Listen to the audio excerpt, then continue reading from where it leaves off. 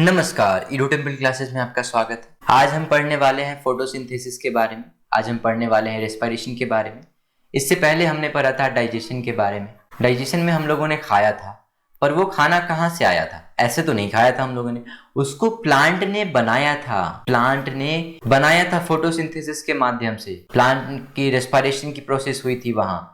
तो हम जानेंगे कि प्लांट ने जो खाना बनाया था, प्लांट में जो फोटोसिंथेसिस होते हैं उसकी प्रोसेस क्या होती है, वो कैसे बनते हैं, खाना बनाने के टाइम में प्लांट में जो रेस्पिरेशन होती है वो क्या होता है, कैसे होता है। इससे रिलेटेड काफी कुछ सीखेंगे हम इस वीडियो में। फोटोसिंथेसिस की बात करें तो फोटोसिंथेसिस का मतलब होता है प्रकाश संश्लेषण। इसमें sunlight, carbon dioxide, water use होते हैं। हमें आउटपुट क्या मिलते हैं? ऑक्सीजन और ग्लूकोज, है ना। शुगर का क्या मतलब होता है? ग्लूकोज। मान लो ये है पेड़, मान लो क्या पेड़ ही है। अब इसमें मैं बनाऊंगा एक पत्ता, ये रहा। पौधा जमीन से पानी लेता है, कितना लेता है? तो याद करने के लिए मैं आपको बताऊंगा 12 गिलास, 12H2O। पौधा कितना गिलास पानी पिएगा? 12 गिलास। और इसमें से छोड़ कितना देगा? 6 गिलास। पौधा 12 गिलास पानी पी रहा है और 6 गिलास छोड़ रहा है। कहने का क्या मतलब है कि पौधा ज्यादा पानी पीता है, छोड़ता कम है। यहाँ पानी का यूज हो रहा है, कहीं ना कहीं पानी का यूज कर रहा है, कुछ ना कुछ काम में आ रहा है, तभी तो कम छोड़ रहा है ना। तो ये जो 6H2 है, 6 गिलास जो पानी है 6H2O है, इसको हम क्या बोलेंगे? इसको हम बोलेंगे ट्रांसपिरेटरी वाटर। ट्रांसपिरेटरी वाटर का क्या मतलब है? वाष्पोसर्जन का जल। और वाष्पोसर्जन का जल कितना होता है? 6H2O। याद रखना है, वाष्पोसर्जन का जल कितना होता है? 6H2O। पौधा कार्बन डाइऑक्साइड लेता है, तो कार्बन डाइऑक्साइड कितना लेता है? कार्बन डाइऑक्साइड कितना लेता है? 6। पौधा ऑक्सीजन छोड़ता है, कितना छोड़ता है? O2, 6। और ये सारा जो प्रोसेस है, ये सारा जो प्रोसेस हुआ, ये कहाँ होता है? तो ये होता है क्लोरोफिल में। क्लोरोफिल में कहने का मतलब क्या है? क्लोरोफिल का मतलब होता है पर्णहरित में। पर्णहरित में क्लोरोफिल में होता है। अब मैं आपको बताऊं, देखो कार्बन डाइऑक्साइड कितना लिया था? 6। पानी कितना पिया था? 12 गिलास। क्या बना था? हमारे लिए कितना छोड़ा था? ऑक्सीजन, 6। वाष्पोसर्जन का जल, 6। अब क्या होगा? क्वेश्चन आता है कि ये जो CO2 है, इससे क्या बनेगा? तो CO2 से हम कह देते हैं ऑक्सीजन। ना ना, गलत बात, ऐसा बिल्कुल नहीं होगा। इस CO2 से यहाँ बनेगा 6 12 6। क्या 6 12 6? C6H12O6। इससे बनेगा ग्लूकोज। तो CO2 is converted into glucose. याद रहेगा। अब ये जो है ना 12H2O, इससे क्या बनेगा? हम कह देंगे वाष्पोसर्जन का जल। ना, इससे बनेगा ऑक्सीजन। जो ऑक्सीजन हम सांस लेते हैं ना, जो ऑक्सीजन पेड़ पौधा छोड़ता है, वो किससे बनेगा? जो पानी पिया है पौधे ने, उससे। तो we get O2 from H2O। समझ में आया? अब आगे बात करते हैं। अच्छा, इस धरती पर मोस्ट अबंडेंट एंजाइम कौन सा पाया जाता है? सबसे अधिक पाया जाने वाला एंजाइम कौन सा है? तो हम क्या याद रखेंगे? रूबिस्को। फोटोसिंथेसिस होता है ना, इसमें रूबिस्को एंजाइम वो बहुत इंपॉर्टेंट रोल प्ले करता है। ये बहुत हेल्प करता है फोटोसिंथेसिस में। बहुत सारे एंजाइम होते हैं लेकिन मेनली रूबिस्को होता है, ये हमें याद रखना है। अब हम पढ़ेंगे प्लांट के बारे में। Plant use O2 in respiration. कहने का क्या मतलब है? पेड़ पौधे जो होते हैं वो ऑक्सीजन यूज करते हैं रेस्पिरेशन में। देखो, पेड़ पौधे ने कितना पानी छोड़ा था? वाष्पोसर्जन का जल कितना छोड़ा था? 6H2O। पिया कितना था? 12H2O। तो बीच में पानी का कहीं यूज हुआ था ना। तो ऐसा कभी हो ही नहीं सकता रेस्पिरेशन होगा और रेस्पिरेशन में O2 का यूज ना।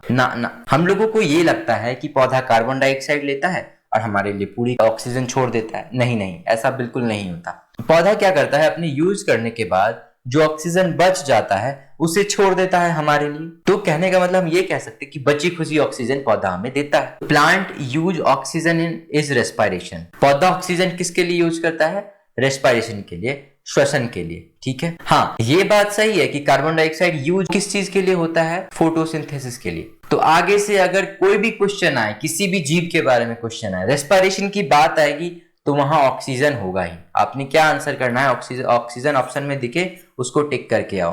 और अगर कार्बन डाइऑक्साइड की बात आती है तो फोटोसिंथेसिस के बारे में होगा प्लांट में, है ना। अच्छा, हमने तो आपको बताया था कि ये रहा पत्ती और कितना पानी छोड़ देता है? 12 गिलास पानी पीता है, कितना पानी छोड़ देता है? 6 गिलास। तो ये जो 6 गिलास पानी छोड़ा है, इसको हम लोग क्या बोलेंगे? ट्रांसपिरेटरी वाटर बोलते हैं। पानी जो उड़ जाता है प्लांट से, उसको हम क्या बोलते हैं? ट्रांसपिरेटरी वाटर, है ना। आपने देखा होगा शीत गिरती है, ओस गिरते हैं, ओस गिरते हैं ना, तो पत्ते पे ऊपर पानी होती है, कलर चेंज करता हूँ, इस पे पानी होती है। तो ये जो पानी होती है ना, इसको तो हम लोग ओस बोल देते हैं, चलो ठीक है। लेकिन नीचे ऐसे बुलबुले सी बनी बूंदे बनी होती है पानी की, पौधे के पत्ते के नीचे। ऐसा कभी नहीं होगा कि शीत का पानी आएगा ऊपर से और नीचे पत्ते के नीचे बूंद बन जाएगा ना, ऐसा कभी नहीं होगा। ये जो आप देखते हो ना बूंदे बनी होती है पत्ते के निचले हिस्से में, जो पानी की बूंदे बनी होती है, इसको हम लोग क्या कहते हैं? इसको कहते हैं हम गट्टेशन। अब इस गट्टेशन का क्या मतलब है? गट्टेशन का मतलब होता है बिंदु स्राव। बिंदु स्राव। ट्रांसपिरेटरी वाटर का क्या मतलब है? वाष्पोत्सर्जन का जल। ठीक है, अब एक और बात आती है, आपने देखा होगा ना पेड़ पौधा में ऐसे पानी लग जाता है नीचे, तो ये जो होते हैं ना ये मुरझाने लगते हैं। ये मुरझाने लगते हैं। और क्यों मुरझाने लगते हैं? क्योंकि बहुत सारा जब पानी जमा हो जाएगा तो ऑक्सीजन लेवल कम हो जाएगी। क्या होगा? यहाँ से O2 जो है, ऑक्सीजन जो है, वो बुलबुले के रूप में बाहर आ जाएगी, आउटसाइड ऑफ वाटर, है ना। ऑक्सीजन बाहर आ जाएगा। तो जब ऑक्सीजन बाहर आ जाएगा, इसको हम लोग क्या बोलेंगे? इसलिए पेड़ पौधा सूख जाएगा, सूखने लगेगा, पेड़ पौधा मुरझा जाएगा। तो एक्सेस ऑफ वाटर को हम क्या बोलेंगे? विल्टिंग। एक्सेस ऑफ वाटर को हम लोग क्या बोलेंगे? विल्टिंग। और विल्टिंग का क्या मतलब है? हिंदी वाले देखेंगे जलाक्रांत। जलाक्रांत याद रखना है इसको। आगे अगर हम लोग देखें तो अब हम पढ़ने वाले हैं गैस का एक्सचेंज प्लांट में। Exchange of gases in plant कैसे होते हैं?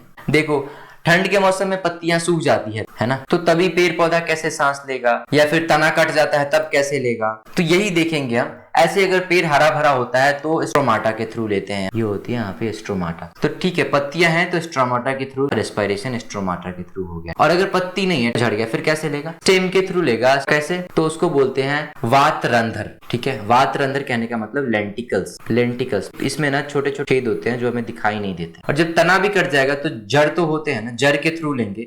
और उसको क्या बोलेंगे हम लोग? रूट हेयर के थ्रू लेते हैं। Root hair. पौधे में क्या होते हैं? जड़ों में रूट हेयर होते हैं और इसके थ्रू पौधे क्या करते हैं? सांस लेते हैं, रेस्पिरेशन, जब नहीं होते हैं तना और पत्ता। ठीक है, समझ में आ गया? आपने देखा होगा काफी बार खेत में ना हल चलाए जाते हैं। तो हल क्यों चलाए जाते हैं? ताकि उसके निचले हिस्से में, मिट्टी में ऑक्सीजन पहुंच सके, ताकि खेती अच्छी हो सके। समझ गए? तो यही थी फोटोसिंथेसिस अभी तक की कहानी। अगली बार फिर मिलते हैं अगले किसी नए टॉपिक के साथ। तब तक के लिए अगर वीडियो अच्छा लगा हो तो लाइक करें, शेयर करें, सब्सक्राइब करें। Tata, bye bye.